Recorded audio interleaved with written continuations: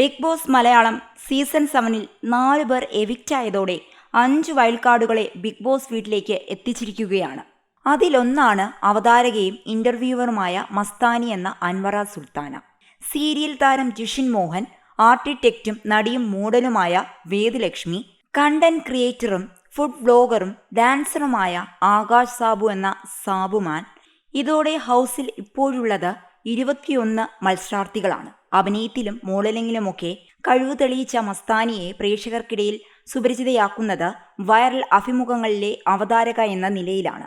Variety media അടക്കം നിരവധി online ചാനലുകളിൽ ധാരാളം സെലിബ്രിറ്റികളെ മസ്താനി ഇന്റർവ്യൂ നടത്തിയിട്ടുണ്ട്.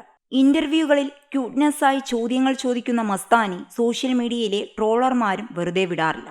നിലവിൽ ഗ്രൂപ്പിസമുള്ള മത്സരാർത്ഥികൾക്കിടയിലേക്കാണ് മസ്താനി എത്തിയിരിക്കുന്നത്. ഇൻട്രൊഡക്ഷൻ ടാസ്കിൽ മസ്താനി രേണു സുധിക്കെതിരെ വിമർശിക്കുന്നുമുണ്ട്.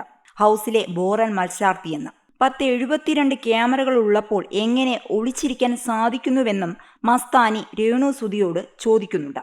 രേണു സുധിയെ മുൻപ് ഇന്റർവ്യൂ ചെയ്തിട്ടുള്ള ആൾ കൂടിയായ മസ്താനി രേണുവിനോട് വിധവാ കാർഡ് എടുക്കരുതെന്നും പറഞ്ഞു.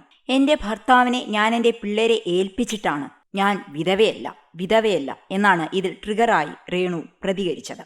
വിധവയല്ല പിന്നെ എന്താണെന്ന് മസ്താനി. ഞാൻ വിധവയല്ല, എന്റെ ഭർത്താവ് എന്റെ ഉള്ളിൽ മരിച്ചിട്ടില്ലെന്ന് രേണു. വെറുതെ എന്തിനാ ആ മനുഷ്യനെ നാണം കെടുത്തുന്നത്? തലയ്ക്ക് മുകളിൽ നിൽക്കുന്ന ആളിനെ എന്തിനാ നാണം കെടുത്തുന്നതെന്ന് മസ്താനി രേണു സുധിയോട് ചോദിക്കുന്നുണ്ട്. തലയ്ക്ക് മുകളിൽ അല്ല, എന്റെ ഉള്ളിലാണ്. എന്റെ തലയ്ക്ക് മുകളിൽ ഒന്നുമല്ല, എന്റെ ഉള്ളിൽ തന്നെയാണ് രേണു സുധി. മരിച്ചാൽ പോലും സ്വൈര്യം കൊടുക്കില്ലെന്ന് മസ്താനി. എന്റെ ഭർത്താവല്ലേ, മസ്താനിക്ക് എന്താ പ്രശ്നമെന്നും രേണു ചോദിക്കുന്നുണ്ട്.